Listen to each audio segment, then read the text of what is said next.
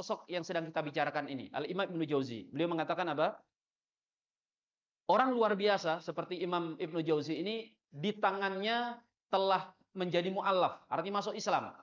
Sekitar 100.000 orang-orang Yahudi dan Nasrani. Jadi beliau sudah mengislamkan kurang lebih 100.000 orang. Dan telah bertobat di tangannya sekitar 200.000 orang. Jadi pelaku maksiat, ya, para penjahat, bajingan tengik itu tobat di tangan Al-Imam Ibnu Jauzi sekitar 200.000 orang. Dan beliau punya karya sekitar 2.000 karya tulis. 2.000 judul kitab. Orang dengan sekelas ini pernah menyampaikan nasihat hadirin. Jadi beliau ini pernah lagi ceramah depan murid-muridnya tiba-tiba nangis. Kemudian beliau mengatakan apa? Idza dakhaltumul jannata falam tajiduni bainakum fas'alu anni. Wahai teman-teman sekalian, wahai jemaah sekalian, kalau nanti kalian sudah masuk surga, kalian sudah semua masuk surga, ternyata kalian tidak dapati aku ada di tengah-tengah kalian. Fas'alu anni, maka tanyalah tentang aku, cari aku. Fakul, maka katakan saat itu, ya Rabbi inna abdaka fulan yudakkiruna bik. Wahai Allah, ya Tuhan kami dulu itu punya kenalan, namanya Ibnu Jauzi. Di mana dia? Karena dia pernah mengingatkan kami tentang engkau. Lalu beliau menangis sendiri dimuliakan Allah. Jadi orang dengan segudang karya, dengan sedemikian besar jasanya untuk Islam, itu masih mengatakan apa? Kalau saya tidak bisa masuk surga. Ya Allah ya, orang itu kalau hatinya bening itu seperti itu. Seperti Al-Imam Hasan Al-Basri rahimahullah ta'ala, ketika beliau menceritakan orang yang terakhir masuk surga. Kan ada itu hadis tentang orang terakhir masuk surga, jemaah. Beliau menuturkan hadis tersebut riwayat Muslim. Selesai beliau menuturkan hadis tersebut, beliau nangis kemudian mengatakan, aku berharap orang yang terakhir masuk surga itu adalah aku. Ya. Jadi Imam Hasan itu ulama besar di masa tabi'in, itu saja apa? Berharap masuk surga meskipun menjadi orang yang terakhir masuk surga. Sedangkan kita ini kayaknya yakin betul gitu kan. Kayak sudah punya kaplingan surga.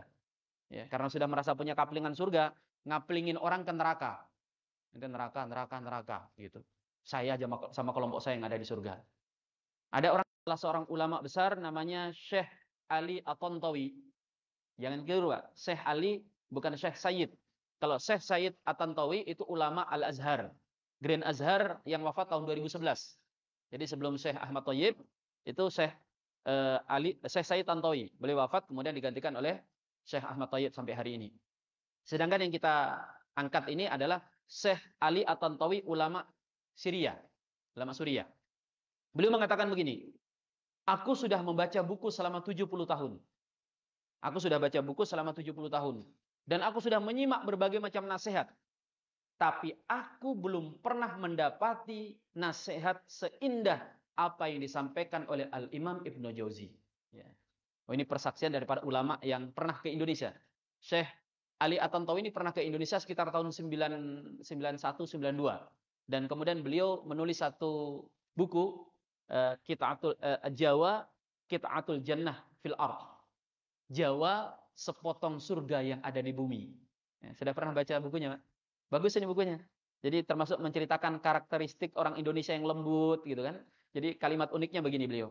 Kalau Anda ke Irak, Anda akan dengarkan orang yang saling bertengkar di pasar, kemudian tidak lama setelah itu ada kepala yang menggelinding.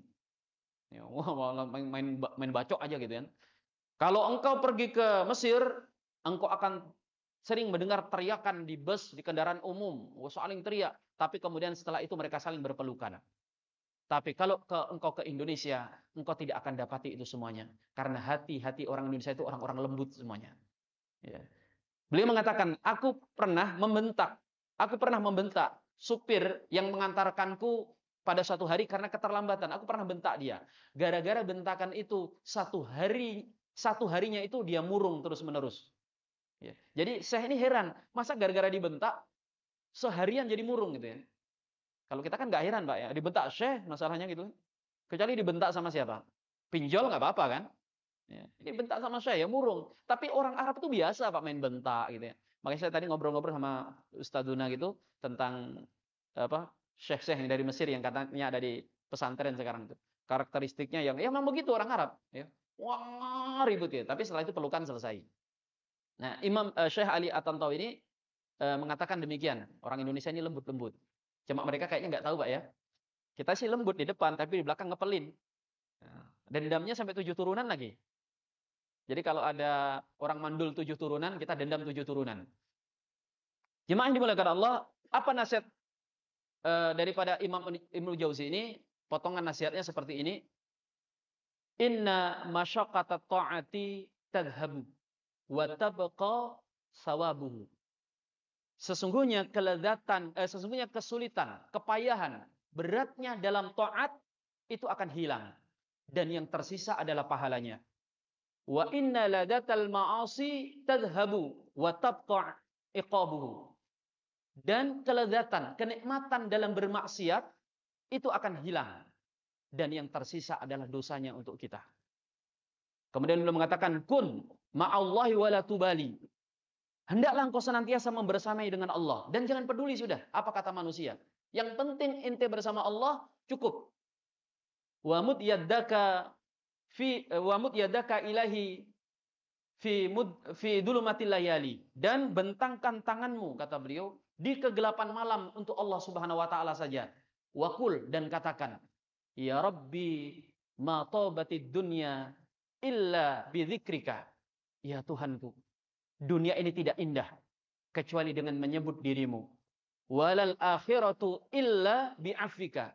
Dan akhirat itu tidak ada keindahannya kecuali dengan kemaafanmu, dengan ampunanmu. Walal jannatu illa bi ru'yatika. Dan surga itu juga tidak indah atau tidak sempurna keindahannya tanpa bisa melihat dirimu. Oh, kalimat yang indah, Pak ya, yang luar biasa. Baik, kita akan syarah, kita akan jelaskan sedikit demi sedikit. Beliau mengatakan bahwa beratnya ketaatan, Pak, itu akan hilang, akan sirna, tetapi pahalanya akan tetap kekal adanya. Kita Masya Allah hadirin, capeknya tarawih semalam masih terasa nggak Pak pagi ini? Ya, nggak, cuma sisa ngantuknya. Ya, nggak ada. Oke, kalau kurang jauh, kita puasa tahun lalu, Ramadan tahun lalu, laparnya, letihnya, perihnya kita menahan dahaga, masih terasa kira-kira sampai hari ini? Enggak, Pak. Kalau toh terasa lapar hari ini, ya mungkin sahurnya tadi kurang banyak. Bukan karena puasanya tahun lalu. Subhanallah. Kita sedekah misalnya, bantu pesantren, yatim piatu. Saat memberikan itu berat. Sedekah itu beratnya minta ampun. Tapi rasa sayangnya ketika harta itu keluar, sudah nggak kita rasakan. Dan demikian juga dengan ketaatan-ketaatan kita lainnya, itu sudah hilang penatnya. Tetapi pahalanya kekal tercatat di sisi Allah Subhanahu wa taala. Sebaliknya, kenikmatan maksiat, kalau toh itu ada nikmatnya, itu sudah tidak kita rasakan lagi. Tetapi dosanya masih tercatat hingga hari ini. Semoga Allah selamatkan kita dari maksiat, dari pelaku dosa. Amin ya rabbal alamin. Kita ini semuanya para pendosa, Pak. Dan cukuplah kiranya istighfar dan permohonan ampun itu menjadi zikir bagi orang-orang seperti kita. Kemudian beliau mengatakan, hendaklah engkau senantiasa bersama Allah. Kun ma'allahi fala tubali. Hendaklah engkau membersamai Allah. Kalau sudah bersama Allah, jangan peduli. Nah, ini hadirin dimuliakan Allah, satu prinsip yang kelihatannya ringan diucapkan tapi berat. Persis seperti yang dikatakan oleh Imam Asy-Syafi'i ketika beliau mengatakan ridon nas ghayatan la tudrak.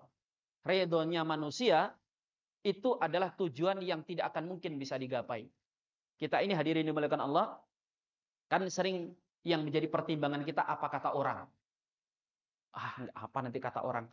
Dan yang jadi masalah adalah kata orang yang sebenarnya nggak perlu kita dengar, Pak. Kalau yang kita maksud kata orang ini adalah ulama atau orang-orang soleh, nanti perbuatan kita kalau nggak bagus jadi omongan orang itu bisa dimengerti. Tapi kadang hadirin, kita itu hendak berbuat baik hanya karena nanti dianggap nggak baik oleh orang banyak, kita nggak jadi berbuat baik tersebut. Dan ini hadirin dimuliakan Allah Subhanahu Wa Taala telah diingatkan oleh para imam-imam kita, mencari ridhonya manusia itu nggak mungkin. Dalam artian apa? Nggak mungkin semua orang itu suka dengan kita. Sosok seperti Nabi Muhammad SAW saja, sosok yang sempurna, tanpa celah. Beliau ini dalam segala hal tidak ada kekurangannya. Namun ada nggak pembenci Nabi SAW? Ada hadirin. Ada pembenci Nabi SAW. Sahabat Nabi itu sosok-sosok luar biasa, Masya Allah luar biasa. Tetapi yang mengkafirkan Abu Bakar ada. Yang mengatakan Umar itu adalah pembunuh putri Nabi itu ada, Pak. Yang nuduh sahabat Nabi dengan tuduhan yang keji itu tidak sedikit. Bahkan menjadi satu sekte tersendiri. Subhanallah. Demikian juga dengan para ulama-ulama kita. Apalagi kita yang bukan siapa-siapa. Udah jelas lah hadirin dimuliakan Allah. Lah orang yang pasti baik saja tidak selamat dari lisan manusia. Apalagi kita yang baiknya itu hanya ala kadarnya. Sudah pasti tidak akan mungkin selamat dari lisan manusia. Makanya kan ada sebuah kisah hikmah terkenal dari sang ahli hikmah, ya, Luqmanul Hakim. Luqmanul Hakim ini salah satu tokoh besar di masa Bani Israel yang ulama berbeda pendapat. Seperti halnya ulama berbeda pendapat tentang Khidir atau Khodir. Cuma perbedaannya, kalau Khodir, mayoritas ulama mengatakan dia nabi. Sedangkan sebagian ulama mengatakan bukan nabi. Sedangkan kalau Luqmanul Hakim, itu mayoritas ulama mengatakan dia bukan nabi. Sebagian ulama mengatakan dia nabi. Ada khilaf ya di kalangan para ulama. Tapi lihat ya, bagaimana kemuliaan ilmu. Meskipun Luqmanul Hakim itu katakan bukan nabi, menurut mayoritas ulama, tetapi nasihat-nasihatnya lestari di lisan para nabi. Jadi para nabi-nabi sepeninggalnya itu menggunakan nasihat-nasihatnya untuk umat-umat yang dibimbingnya.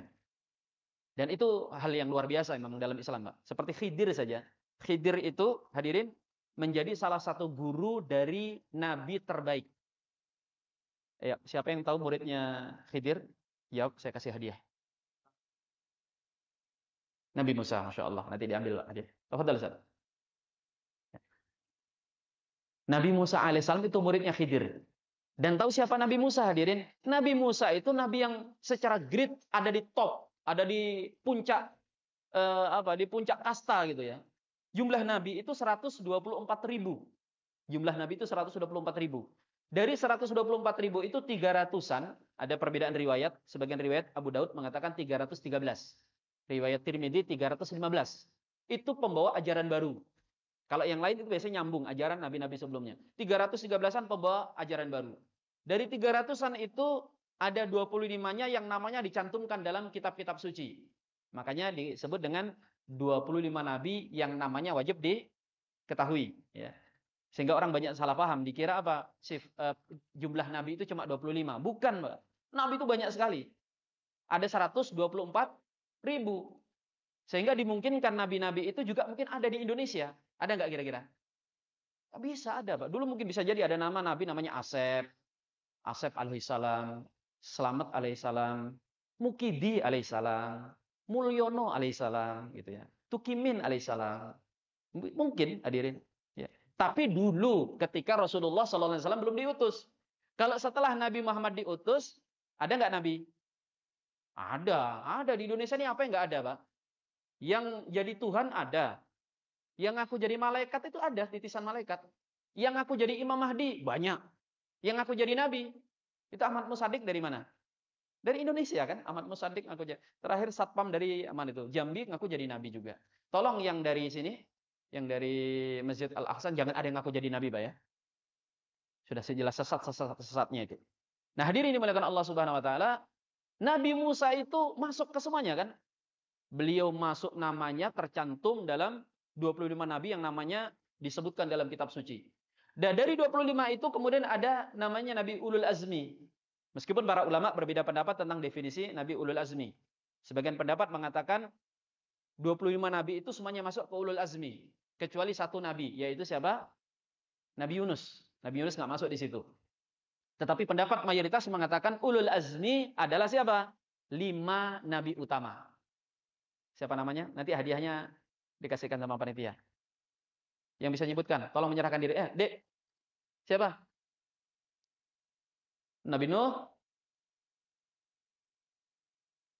Nabi Muhammad, Masya Allah, Fatahullah alaik.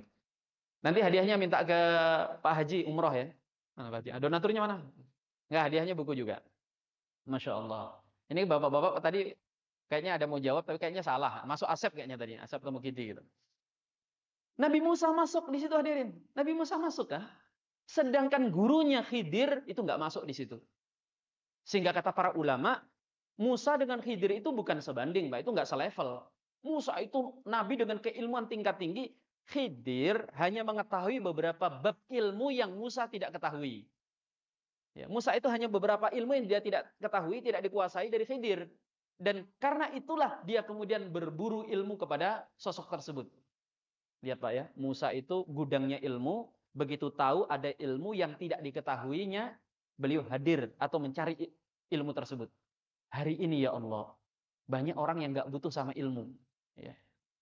Tapi bukan, orang-orang sini Masya Allah, ini tiap hari kajian sama Ustaz Adi Hidayat, Ustaz Abdul Somad, Syekh dari Al-Azhar gitu ya. Terus datang si torik-torik, masih tetap dengerin. Ya. Padahal saya yakin dari Pak Haji, Bu Haji di sini, ilmu yang saya sampaikan ini, saya sampaikan hari ini, dia sudah tahu bahkan ketika saya belum lahir. Ya, ada orangnya? Ya, wah ini Ustadz sebenarnya sudah denger ini. Cuma saya pengen menghargai Ustadz aja, nggak pulang duluan. Gitu. Masya Allah. Hadirin dimuliakan Allah Subhanahu Wa Taala. Sampai di mana tadi nasihat saya? Ya. Luqmanul Hakim. Ya, Luqmanul Hakim ya. Luqmanul Hakim ini pernah suatu saat hadirin sama anaknya mau pergi ke kota Baghdad untuk satu keperluan. Beliau dari daerahnya mau pergi ke kota. Nah, karena beliau bersama putranya dan kendaraannya yang kecil, keledai. Keledai itu ya dia nggak kuat jalan jauh untuk ditumpangi berdua gitu. Beliau mengatakan, "Nah, ini keledai kita kecil, udah kita tumpangin barang bawaan saja, kita jalan kaki." Kata anaknya, "Nggak ada masalah ya. Oke, lanjut." Nah, akhirnya mereka jalan. Begitu ketemu masyarakat di kampung A, mereka mengatakan, "Woi, Lukman, mau kemana?" "Mau ke kota Baghdad untuk satu keperluan." Basa-basi lah kan?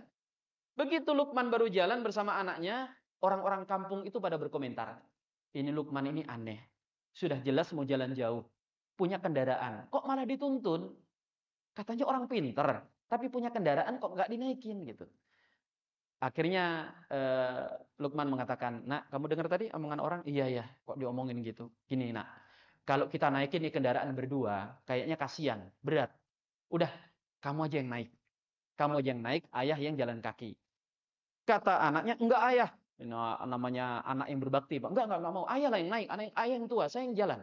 Akhirnya saling otot-ototan, Lukman ngalah. Dia naik, anaknya jalan kaki, nuntun keledai. Begitu masuk ke desa kedua, mereka kembali menyapa, "Mau ke mana, Lukman?" "Jalan ke kota Baghdad." Ya, basa-basi sebentar. Begitu mereka baru jalan, biasa orang kampung bisik-bisik lagi. "Ya Allah, Lukman, Lukman, katanya orang pintar, orang bijaksana, tapi bahkan itu tidak bijaksana. Dia yang sudah tua kayak gitu, udah dewasa, dia yang naik keledainya, anaknya masih kecil suruh jalan kaki. Ini bahkan bukan cuma nggak berperi kemanusiaan ini, nggak berperi kehewanan juga gitu." Hadirin dimuliakan Allah, begitu dengar dua kalimat dari desa kedua ini, kata Lukman, "Kamu dengar nak? Kan sudah ayah bilang, yang naik itu kamu, bapak yang jalan." Oke lah gitu kan. Turun Lukman, naik anaknya. Begitu naik si anak lewat desa ketiga. Sudah bisa ketebak Bu ya? Coba tolong ceritakan. Kata masyarakat yang desa ketiga, mereka komentari, "Ini Lukman, ya Allah, orang bijaksana, orang soleh, orang baik. Sayang anaknya durhaka." Ini kan berarti jalan sudah dari jauh dari desanya, melewati desa kedua, ketiga, kan desa keempat hitungannya kalau di situ. Dan dia jalan, anaknya naik kendaraan. Ya Allah, ini anak durhaka itu. Padahal apa masyarakat nggak tahu kalau tadinya itu nggak seperti itu, tapi dipahaminya seperti itu. Akhirnya kata anaknya, "Ya dengarkan ya, gara-gara ayah nih saya jadi didurhakain sama orang. Saya nggak mau begitu. Udah, kalau gitu gimana? Udah kita naikin aja berdua." Akhirnya kendaraan itu dinaikin berdua, dipaksa. Begitu desa keempat, orang gimana? Masih komentar nggak kira-kira? Masih. Ini Lukman ini nggak berperi kehewanan. Itu hewan sekecil itu dinaiki berdua. Itu di mana perasaannya Lukman ini? Akhirnya kemudian Lukman dalam sebuah riwayat yang ditambahkan oleh guru kami, tapi saya lacak riwayatnya belum ketemu. Itu akhirnya sama Lukman diapain? Dinaikin, nggak dinaikin salah, dinaikin dia salah, dinaikin anaknya salah, dinaikin berdua salah. Akhirnya apa? Itu keledai diapain? Digendong. Digendong. Jadi mungkin kakinya diikat gitu, diikat kemudian digendong atau mungkin dipanggul berdua. Desa kelima itu kemudian mengatakan apa? Wah ini Lukman ini dasar nggak beres. Sudah tahu punya kendaraan, kendaraan itu dinaikin, bukan malah naik kendaraannya naikin dia gitu. Nggak waras ini orang ini. Ini riwayat yang ini saya belum temukan, tapi biasanya hanya riwayat yang keempat tadi. Akhirnya Luqman mengatakan kepada anaknya, "Nak, dengarlah nak, apa hikmah daripada perjalanan kita? Bahwa jika engkau mendengarkan apa kata manusia, maka engkau tidak akan ada benarnya. Engkau pasti akan ada salahnya saja. Ada peluang engkau disalahkan sama orang." Nah, ini jemaah dimuliakan Allah, rumus kita dalam kebaikan. Ya, ingat ya, ini rumus dalam kebaikan. Kalau sudah berbuat baik, tutup telinga kita dari komentar manusia. Jangan dipakai untuk apa? Rumus keburukan. Begitu berbuat buruk, udah terserah orang mau ngomong apa. Ini Samsung, Mbak. Sungsang, kebalik rumusnya. Ya, jangan balik-balik rumus. Jadi ini rumus digunakan untuk ketika kita berbuat baik, berbuat amal soleh, setelah itu masa bodoh dengan apa kata manusia yang nyinyir sama kita. Baik, kemudian nasihat daripada Al-Imam Ibnu Jauzi selanjutnya adalah beliau mengatakan, kun ma'allahi wa la tubali wa mudda yadaika ilaihi fi dhulumatil layali. Minta kepada Tuhanmu di kegelapan malam. Mengharap kepada Allah. Apa yang diminta hadirin? Yang diminta adalah katakan bahwa dunia ini tidak indah kecuali dengan mengingat Allah. Ya, ini sesuai dengan hadis Rasul sallallahu alaihi wasallam ya. Ad-dunya mal'un wa mal'unutun ma fiha. Dunia itu terlaknat dan apapun yang ada di dunia itu terlaknat. Kecuali apa? Illa zikrullah. Kecuali orang yang senantiasa mengingat Allah. Jadi dunia ini hadirin yang dimuliakan Allah Subhanahu wa taala hanya indah bagi orang-orang yang taat. Meskipun kita jauh dari kata taat tersebut. Kita hanya baru berusaha untuk berbuat baik hadirin dimuliakan Allah. Maka rumus untuk bisa menikmati dunia itu adalah ketaatan. Kita ingin bahagia di dunia bukan dengan cara kaya hadirin. Karena kalau kita kaya tapi kemudian kita tidak taat kepada Allah, kekayaan itu akan menjadi siksa bagi kita. Atau apa? Miskin. Oh, kaya tersiksa. Kalau gitu miskin aja. Miskin akan menyiksa kita kalau dalam kemiskinan kita tidak taat kepada Allah Subhanahu wa taala. Jadi kuncinya hadirin dimuliakan Allah, dunia itu hanya indah ketika dibawa kepada ketaatan. Ketika Sulaiman memiliki dunia dan dia hadapi dunia itu dengan ketaatan, maka beliau adalah orang yang paling bahagia di dunia hingga nanti di akhirat. Sahabat-sahabat Nabi seperti Abdurrahman bin Auf, Utsman bin Affan, seperti Sa'ad bin Abi Waqqas, itu orang-orang yang dalam kekayaannya mengisi dengan ketaatan. Dan mereka menjadi pemakmur-pemakmur bumi, orang yang bahagia di dunia, maksimal bahagianya di dunia, dan bahagia di dalam akhirat.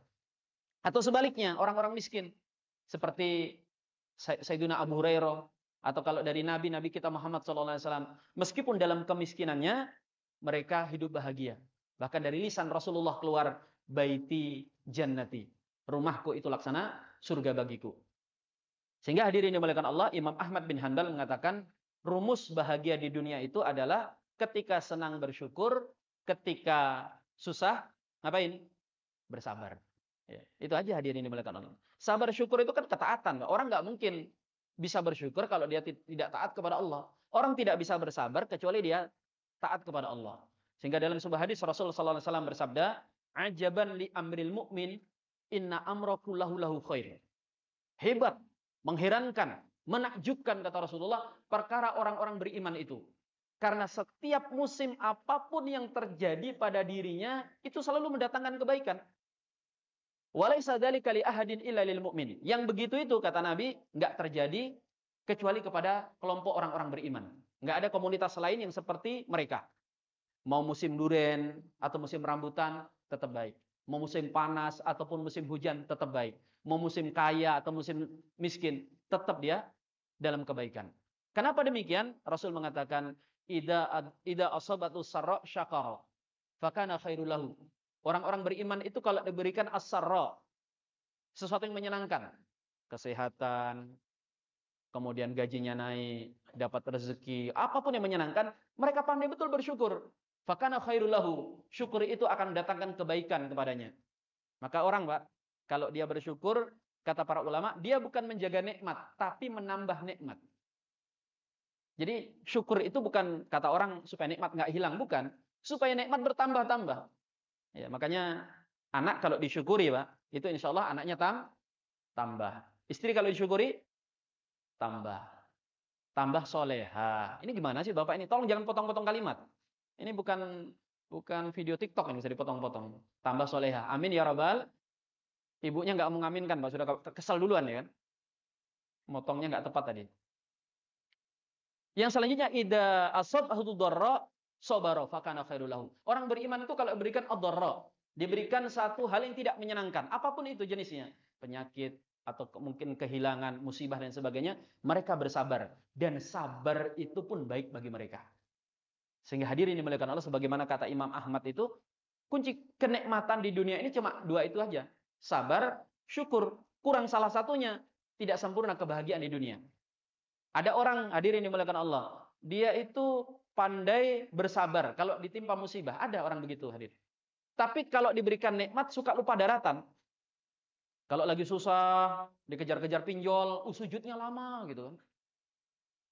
Keluar dari masjid itu sebentar masuk lagi gitu ya. Makanya kalau ada bapak-bapak yang di masjid terus, yang jangan lagi dikejar-kejar pinjol. Enggak ya, lagi musim etikaf ini, jangan suudon. Ada yang begitu, hadirin. Kalau lagi susah, ya Allah bantu aku. Kalau lagi susah, hambanya Allah. Tapi begitu senang dikit, oh hilang Pak. Ngilang dari masjidnya itu. Mainnya ke tenda remang-remang, atau ke kafe dan sebagainya.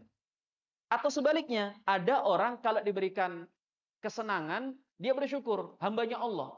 Tapi begitu ditimpa musibah, itu bahkan bisa suudzon kepada Allah. Makanya sebagian ulama membahasakan begini. Orang yang sabar dalam maksiat itu kadang masih lebih mending daripada orang yang bersyukur tapi tidak bisa bersabar. Ya itu tadi Pak, ketika ditimpa musibah kadang ada yang mengatakan, ya Allah, apa dosa saya? Perasaan saya ini sudah sholat, saya sudah zakat, saya sudah zikir, saya nggak neko-neko. Kok engkau timpakan musibah kayak gini? Kalau begitu caranya udah, saya tak bubar ibadah. Nah, ini makanya lebih mengerikan kadang. Ya, dalam beberapa kasus, tidak semua kasus. Nah, apalagi kalau dua-duanya. Dikasih musibah ngeluh, dikasih hal yang tidak menyenangkan nggak bersabar, begitu dikasih nikmat tidak bersyukur. Ya, subhanallah. Nah, hadirin dimuliakan Allah Subhanahu wa taala, dunia hanya indah kalau kita bisa mengisi dengan ketaatan, dan taat yang dimaksud adalah syukur dalam saat senang, sabar dikala susah. Kemudian Imam Ibnu Jauzi mengatakan dan akhirat itu tidak ada keindahannya kalau tidak ada ampunanmu. Kenapa demikian, hadirin dimuliakan Allah? Karena hakikatnya kehidupan kita di akhirat itu hanya bermuara kepada dua hal, surga atau neraka. Dan masuknya kita ke dalam surga, selamat dari neraka, bukan karena banyaknya amal kita, Pak. Tetapi apa? Karena semata-mata ampunan dari Allah Subhanahu wa taala. Makanya disebutkan dalam kitab Risalatul Mu'awanah, kisah dari Bani Israel. Ada Bani Israel di zaman Nabi Sulaiman. Itu ibadah, hadirin, ribuan tahun. Lawang orang ini, hadirin, ibadah itu dia cuma ibadah di dalam ma'bad, tempat ibadah. Nggak keluar kecuali hanya sekedar buang hajat atau nyari hajat. Makanannya pun didatangkan kadang. Saking banyak ibadah, malaikat datang mengatakan, wahai hambaku, terganggu lagi. Dia sudah nggak terganggu. Siapa yang ganggu orang di masjid? Tapi dia mungkin masih dengarlah suara kendaraan yang lewat, suara orang ngobrol. Aku ingin di tempat yang lebih senyap lagi. Akhirnya tahu, hadirin, dalam riwayat tersebut dia diletakkan di dasar laut. Diberikan satu cangkang kayak cangkang telur gitu, dia ibadah di dasar laut dan makanannya disediakan secara ajaib, seperti Allah memberikan rezeki kepada Maryam, dan sampai dia wafat. Wah, ibadah di dalam itu siapa yang ganggu? Paling ubur-ubur aja kan. Tapi kalau dalam telur, ubur-ubur nggak bisa ganggu juga. Ya, ubur-ubur ikan lele, menyalale gitu. Sampai kemudian ketika dia wafat, dimasukkan surga. Lah iyalah Pak, orang kayak gini nggak punya dosa, ibadahnya banyak. Ketika dimasukkan surga itu, kalimatnya, masuklah engkau ke dalam surga dengan rahmatku, dengan kasih sayangku, dengan ampunanku. Hamba ini protes, Pak. Hamba ini protes, ya Allah, kemana ibadahku? Kok aku dimasukkan dengan ampunanmu, dengan kemaafanmu, terus ibadahku kemana gitu? Oh, jadi kamu mau hitung-hitungan? Oke, ayo kita hitung-hitungan. Akhirnya dihitung. Ditimbang antara ibadah hamba tersebut dengan apa? Nikmat yang Allah berikan kepadanya. Dia ditimbang nggak semua nikmat, hanya nikmat mata. Itu pun sebelahnya. Dia ambil nikmat itu, diletakkan di mizan timbangan, dan diletakkan ibadahnya di mizan yang sebelahnya. Dan ternyata, hadirin, yang lebih berat adalah nikmat mata. Itu belum nikmat yang lain kan? Belum nikmat nafas, nikmat ini dan sebagainya. Hamba ini pun akhirnya menangis. Dalam tangisan tersebut ia mengatakan, ya Allah, jika memang aku harus dilemparkan ke neraka karena kedurhakaanku, tolong buatkan badanku sebesar mungkin. agar nanti neraka itu penuh dengan diriku, nggak banyak lagi yang bisa masuk ke dalam neraka. Nah, kemudian karena kasih sayangnya inilah kemudian Allah mengampuninya dan memasukkan ke dalam surga. Nah, hadirin dimuliakan Allah. Kalau orang sesoleh itu saja nggak layak membanggakan amal ibadahnya, lalu bagaimana dengan kita yang bukan siapa-siapa? Sehingga yang kita harapkan kepada Allah adalah kemaafan. Kan ini doa yang kita ulang-ulang, yang bahkan disunahkan dibaca di akhir-akhir daripada bulan Ramadan. Minta kemaafan. Ya. Allahumma inna nas'aluka afwa. Ya. Afun karim tuhibbul afwa fa'fu anna. Ya, semoga Allah memaafkan dan mengampuni kita semuanya. Amin ya rabbal alamin. Dan kemudian Al-Imam Ibnu Jauzi menutup nasihatnya dengan mengatakan walal jannata illa biru'yatika. Dan surga itu tidak indah atau tidak sempurna keindahannya kecuali dengan melihatmu. Nah, sehingga hadirin, puncak kenikmatan kita nanti di dalam surga itu bukan bidadari, Pak.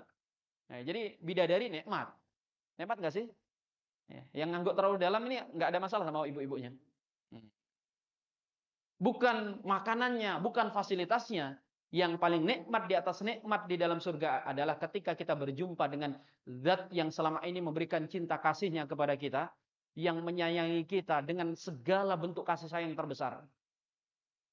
Kita bayangkan Pak, bagaimana kasih sayang Allah. Allah itu adalah zat yang kita maksiati, kita durhakai, padahal setiap detik nikmatnya dia kucurkan kepada kita. Allah itu adalah zat yang kita masuk ke suatu kamar, kita tutup kamar kita, supaya kita tidak kelihatan berbuat dosa. Tapi Allah apa? Kirimkan udara kepada kita, supaya kita tidak mati kehabisan napas dalam ruangan tersebut. Padahal kita sedang bermaksiat. Dan kita nanti akan berjumpa dengannya. Makanya kan disebutkan dalam sebuah hadis, Rasul mengatakan, idza dakhala ahlul jannati jannata wa dakhala ahlun nari nara. Kalau penduduk surga sudah masuk ke dalam surga semuanya. Penduduk neraka itu juga sudah masuk ke neraka semuanya. Enggak ada yang masih mampir-mampir. Penghuni neraka yang asli, orang-orang kafir dan orang-orang beriman semuanya sudah masuk ke dalam surga. Nada munadin. Dalam kondisi seperti itu ada seorang malaikat yang akan berseru. Faya ahlal jannati inna indakum indallahi mau'idan yuridu ayyun jizakum. Wahai para penduduk surga, Allah itu punya satu janji untuk kalian. Atau kalian sebenarnya masih punya hutang kepada Allah. Jadi Allah punya hutang, bukan kita punya hutang. Allah masih punya janji untuk kalian, atau kalian masih nyimpen janji. Allah punya janji untuk kalian. Dan hari ini janji itu akan ditunaikan. Jadi hari ini perjanjian itu akan Allah wafa, akan Allah berikan. Fayaqulun, maka berkatalah penduduk surga, ma huwa? Apa itu? Enggak ada kok. Rasa-rasanya kalau bicara janji, Allah itu la yukhliful mi'at, tidak menyelisih janjinya. Semuanya sudah Allah berikan dan tidak ada yang tersisa. Alam yusakil mawazinana. Allah menjanjikan akan memberatkan timbangan amal soleh kami. Amal soleh kami sedikit, berubah menjadi besar. Dan Allah sudah Allah tunaikan janjinya tersebut. Wa yubayyit wujuhana. Allah menjanjikan akan memutihkan wajah kami. Memutihkan wajah kami di sini adalah simbol Allah akan membaguskan rupa kami. Jadi hadirin dimuliakan Allah, kita ini nggak usah khawatir. Begitu nanti masuk surga, kita akan dirubah menjadi lebih cakep. Ya, bahkan ibu-ibu nggak usah khawatir, Bu, lebih cakep dari bidadari. Ya. Kalau sudah tua, Ustaz, iya, yang tua juga. Gitu. Yang tua sama. Jadi kalau bidadari cantik, ibu-ibu lebih cantik nanti di surga itu. Alami bayyit wujuhana. Allah janjikan bahwa kami akan diperbaiki penampilan kami. Ini kami sekarang sudah berpenampilan terbaik. Karena penduduk surga itu tingginya, hadirin, ada yang mengatakan sekitar 30 hasta. Ya, 30 hasta itu yang sekitar berapa ya? Hampir 20 meter ya. Jadi yang 1 meter kotor nggak usah khawatir pakai saya ini nanti jadi tinggi di sana gitu. Kan sebentar aja, cuma paling 60-70 tahun di dunia pendek, nanti di sana tinggi semuanya. Wa yudkhilal jannata, dan menjanjikan memasukkan kami ke dalam surga. Sudah Allah masukkan kami ke dalam surga. Wa yuhzihna anin nar, dan menyelamatkan kami dari neraka. Memalingkan kami dari neraka, padahal kami mau tergelincir. Sudah semuanya. Dalam kondisi seperti itu, fayukshifu alimul hijab. Dibukalah sebuah hijab atas mereka. Jadi ternyata ada satu dinding, yang dengan sebab dinding itu kita tidak melihat apa yang di balik dinding tersebut. Fayanduruna ilaih. Dan semua penduduk surga memandang apa yang ada di balik dinding tersebut. Dan itu adalah wajahnya Allah Subhanahu wa taala. Kita akan memandang kepada Allah Subhanahu wa taala. Dalam keyakinan Ahlus Sunnah seperti ini. Maka Rasul mengatakan, Fallahi ma'atahum syai'an ahabbu ilaihim minan nadri ilaihi wala aqarra a'yunihim. Demi Allah, kata Rasulullah, penduduk surga itu tidak diberikan sesuatu apapun berupa kenikmatan-kenikmatan yang lebih mereka cintai dan yang lebih membahagiakan mereka daripada memandang Allah Subhanahu wa taala. Dan insyaallah semuanya kita akan memandang wajah Allah Subhanahu wa taala. Amin ya rabbal alamin. Sudah syuruk, Pak? Belum, sudah. Tapi kan nggak bisa langsung sholat syuruk ya. Biasanya dikasih jeda berapa jam? 10 menit. Oke, berarti saya masih punya waktu sekitar 7 menit lagi. Kita selesaikan. Karena sholat syuruk itu sunnahnya jangan ketika matahari terbit. Ya. Harus dikasih lebih. Dan alhamdulillah di Jakarta banyak yang sudah paham. Di Kalimantan itu masih banyak sering. Jadi begitu titit di Cina sama Korea bunyi, itu pada berdiri. Padahal itu nggak boleh, itu baru terbit matahari kan. Tapi kan ada hadis Nabi SAW, Ustaz. Kalau sholat ketika matahari terbit dapat pahala haji dan umroh. Hadisnya jemaah itu diperbeda-pendapatkan oleh para ulama. Ada yang mengatakan hadis dhaif, ada yang mengatakan hasan. Tidak ada ulama yang mensahihkan. Oke, kita terima. Makanya kita laksanakan sholat syuruk. Tapi kita harus lihat ada hadis yang melarang kita saat sholat terbit. Hadisnya sahih riwayat Muslim. Ya, dari Uqbah ibn Amir. Di antara waktu yang dilarang sholat adalah hina matatlu syams bazighatan hatta tartafi'. Dilarang sholat ketika matahari terbit sampai dia meninggi. Nah, kalau ada hadis yang melarang, jemaah, kemudian ada hadis yang merintah, maka yang didahulukan adalah yang melarang, bukan yang memerintah. Apalagi yang melarang sahih, yang memerintah tidak sahih. Apalagi kalau dua hal ini bisa dikompromikan. Bisa dikompromikan dalam artian apa? Tunggu sampai matahari meninggi. Ya, jadi Masya Allah kalau orang-orang Jakarta paham ternyata ya. Baik hadirin, kalau guru saya pernah pesan gini, nah kalau kamu itu nyeritakan surga, ngapain nyeritakan surga itu yang paling enak gitu? Surga yang paling tinggi ngeliat wajah Allah. Nggak usah, kata beliau. Kalau nyeritakan surga ke jamaah itu, ceritakan surga yang paling rendah, yang paling bawah, basementnya surga lah. Yang kira-kira banyak nyamuknya, nggak dikasih AC gitu. Nah, nanti surga yang kayak gitu bandingkan sama istana yang paling megah di dunia. Kira-kira indah yang mana? Sebagaimana kalau nyeritakan neraka, itu nggak usah nyeritakan yang serem-serem. Neraka jahanam, ngapain coba? Nyeritakan neraka itu neraka yang paling enak, yang paling dangkal, yang kira-kira penghuninya anak kesayangannya malaikat Malik. Malaikat Malik ya, penjaga neraka kan? Atau sudah ganti? Belum. Ya, malaikat Malik. Itu kira-kira kesayangan malaikat Malik diapain? Nah, ceritakan nanti, bandingkan dengan kesengsaraan yang ada di dunia. Kira-kira sengsara mana? Bapak Ibu tahu nggak neraka itu yang paling ringan seperti apa siksanya? Orang ini dosanya paling sedikit, Pak. Siksanya tahu diapain? Digelitikin? Bukan. Atau dicubitin gitu? Enggak, Pak.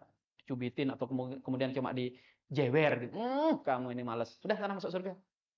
Yang paling ringan siksanya di neraka disebutkan dalam kitab Tanbihul Ghafilin. Kalau secara hadis dalam Sunan Abu Dawud, Rasul mengatakan, inna ahwana ahli nari adzaban la rajulun fi rijlaihi na'li minan nar. Seringan-ringannya siksa penghuni neraka laki-laki yang disuruh pakai sandal. Pakai sandal, iya. Sandal aja Ustaz, iya. Tapi bukan made in Cina, bukan made in Korea, made in neraka. Yaghli min huma dimagu. Gara-gara menggunakan sandal ini otaknya mendidih. Ya, jadi bisa kebayang Pak, pakai sandal, gara-gara pakai sandal otaknya mendidih. Karena umirjal maksudnya jamrun wa asru jamrun wa adrasul habunar. Panjang sekali hadis ini. Sampai di ujungnya Rasul mengatakan wa innahu la yara annahu min asyaddi ahli nari adaban wa innahu min ahwani ahli nari adaban. Orang yang disiksa dengan cara pakai sandal ini mengira kalau dia yang paling berat siksanya di neraka. Padahal dia yang paling ringan siksanya dalam neraka. Ya. Kebayang Pak, pakai sandal panas, tiba-tiba otaknya mendidih. Ya, otaknya mendidih. Nggak usah sampai nginjak sendal yang kayak gitu. Saya pernah pas pengajian, itu pas pengajian tablik akbar, ada bapak-bapak di luar, dia nggak ikut masuk, ternyata ngerokok di luar. Mungkin dia puntung rokok sembarangan. Nah Pak Takmir begitu saya ngantar ke mobil, itu nggak pakai sendal, nginjak tuh puntung. Muarah Pak Takmir itu. Padahal ada ustadz di sampingnya. Kurang ajar siapa bang puntung sembarangan ini katanya. Tak doain madul 7 turunan. Yang marah Pak Takmir, yang mikir jadi saya Pak. Mandul 7 turunan. Memang kalau mandul ada turunan pertama. Memang orang kalau marah itu suka nyambung ngomongnya gitu ya. Subhanallah. Jadi kalau seringan-ringannya neraka itu begitu, jemaah, bagaimana yang berat? Surga tahu? Surga yang paling nggak enak, surga yang paling tidak enak disebutkan dalam riwayat hadis Muslim, itu adalah yang diberikan orang yang terakhir masuk surga. Terakhir keluar dari neraka, terakhir masuk surga. Diberikan apa? Fasilitas seperti kerajaan yang paling luas yang ada di bumi dikalikan 5. Kerajaan yang paling luas atau negara yang paling luas sekarang apa? Uni Soviet. Tapi sudah pecah jadi Rusia ya. Yang kedua kan Kanada. Tapi kayaknya masih Rusia yang lebih luas. Anda dikasih Rusia, Pak. Agak susah bayangin ya, karena nggak pernah ke Rusia orang-orang sini. Bayangkan dikasih Jakarta, lengkap semuanya punya kita. Hotel-hotel punya kita, jalan tol punya kita, semuanya punya kita. Atau agak susah bayanginnya, bapak-bapak jalan-jalan ke Kalimantan. Saya itu alhamdulillah punya tetangga, Pak. Sultan, raja. Jadi jangan main-main sama saya. Saya itu punya tetangga sultan. Tetangga negara kan, itu. Sultan Hasanah Bolkiah. Itu tetangga saya itu, tetangga kampung. Itu, Pak, sultan yang sebenarnya bukan yang paling kaya, tapi coba cek bagaimana kehidupannya, terus bandingkan nanti dengan kita ketika tinggal di surga. Sultan Hasanah Bolkiah itu pendapatannya kemarin saya cek itu, walaupun itu data lama ya 2016, pendapatannya 1 euro. 1 euro itu sekitar 1,5 juta per detik. Per detik. Jadi kalau per menitnya berapa? 90 juta. Jadi kalau kita hasing, sakit itu. Kalau beliau hasing 90 juta masuk. 90 juta berarti kalau per menitnya 90 juta, per jamnya 5,4 miliar. 5,4 miliar. Per harinya sekitar 130 miliar. Kayaknya pendapatan bapak-bapak di sini ya. Kurang lebih ya, setengahnya lah, 11-12 kayaknya. Tolong yang segitu nanti nomor HP-nya dikasih ke panitia. Kita bangun masjid sama-sama. Itu Sultan Hasanah Bolkiah. Mobilnya kalau nggak salah berapa? 326 mobilnya, 326.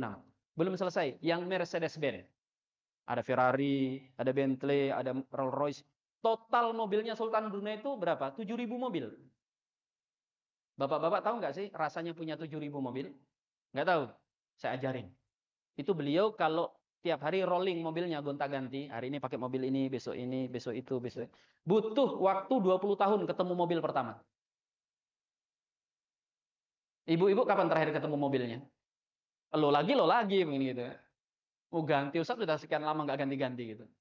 Ya, Sultan Hasanah itu raja dunia. Dan dia pencinta emas kan? Itu semua barang-barangnya emas, sampai klosetnya itu emas. Klosetnya itu yang tempat orang buang kotoran itu dilapisin emas. Jumlah kamar mandinya, oh iya saya nanya orang sini ada kamar mandinya ada ya? Kepada bingung sih, ini masih di sungai kayaknya ini coba di sini. Di mana? Kamar mandinya ada berapa Pak di rumah? Ada yang 1, ada yang 2. Ya sama, beliau juga 236 kamar mandi. Jadi rumah itu kamar mandinya segitu dan berlapis emas. Jadi bapak-bapak nanti kalau jalan ke Kalimantan, kepleset ke Brunei, mampir ke rumah beliau ya. Terus pas ke toilet itu pasti keluarnya lama itu. Kenapa? Ya itu tadi, mungkin nyungkilin yang kuning-kuning tadi. Subhanallah, itu raja dunia. Dan itu nggak ada apa-apanya dibanding dengan orang yang terakhir masuk surga. Ya Allah.